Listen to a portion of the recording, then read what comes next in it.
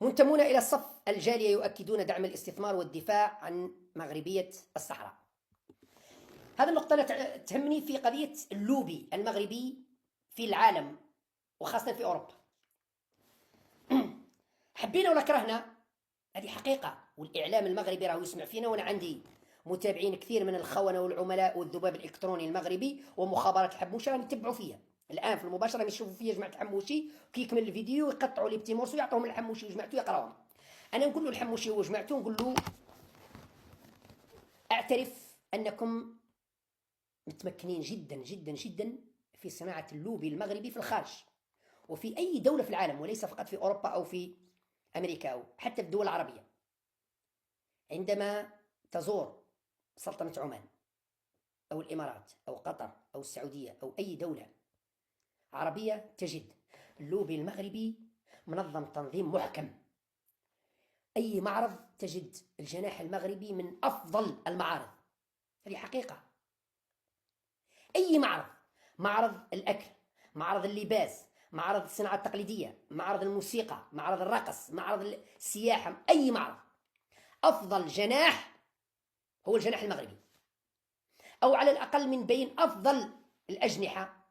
والجناح المغربي دائما، الجناح المغربي دائما أفضل من الجناح الجزائري. حقيقة لازم نقولوها، ما خبوش. الجناح المغربي دائما، شاركت في معارض في سلطنة عمان، شاركت في معارض في الإمارات، شاركت في معارض في الدوحة، شاركت في معارض في فرنسا، في بريطانيا، في بلجيكا، في هولندا. كي نقول شاركت معناتها رحت حضرت، شفت بعيني معارض. دائما الجناح المغربي ممتاز تنظيما وحضور وديكور وكل شيء.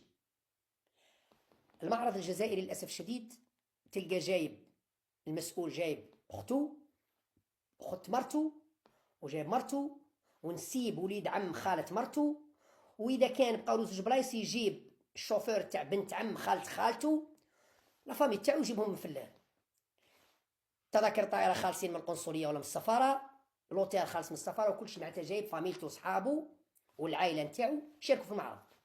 ما يجيبش أهل الاختصاص، لا، يجيب العائلة نتاعو. ستين اوكازيون جايب لافامي تاعو على ظهر الدولة يفوتوا الويكاند ولا يفوتوا إن سمان في المعرض الجزائري في كذا كذا.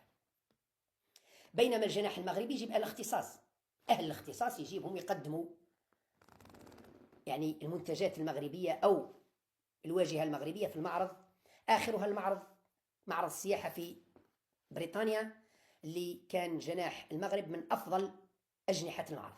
هذه حقيقة للأسف الشديد، هذه حقيقة. إذا إحنا للأسف ما عندناش لوبي.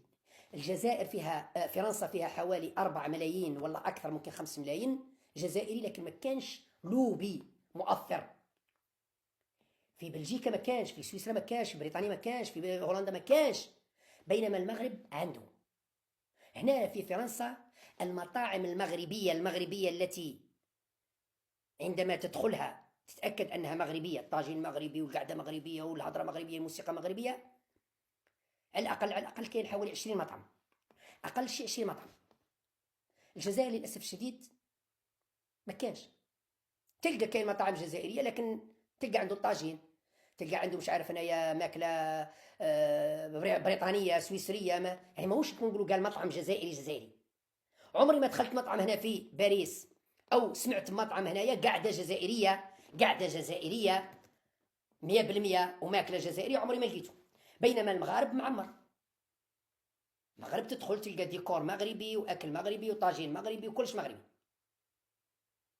للاسف الشديد ما كانش لوبي، وهذو عندهم علاقه بالقنصليه والسفاره واللوبي والجمعيه وكذا وكذا. احنا ما عندناش منظمين. في امريكا، في بريطانيا، في كل دول العالم موجودين، احنا ما عندناش. هذا دور المصالح القنصليه والسفاره والجاليه، وهذا دور لازم يكون فيه تكاتف، فيه تعاون، فيه تنسيق. احنا ما كانش. القنصليه الجزائريه تحتاج الجاليه الجزائريه وقت الانتخابات، وقت الانتخابات يبوسوا لهم رجليهم، اس ام اس وتليفون يرحم باباك ارواح وشاركوا معنا وكذا كذا. تنتهي الانتخابات، واحد ما يحوس عليك، تروح ليهم تلقى القنصليه مسكره، يقول لك دير رونديو. للاسف الشديد هذه حقيقه، شيء مؤسف.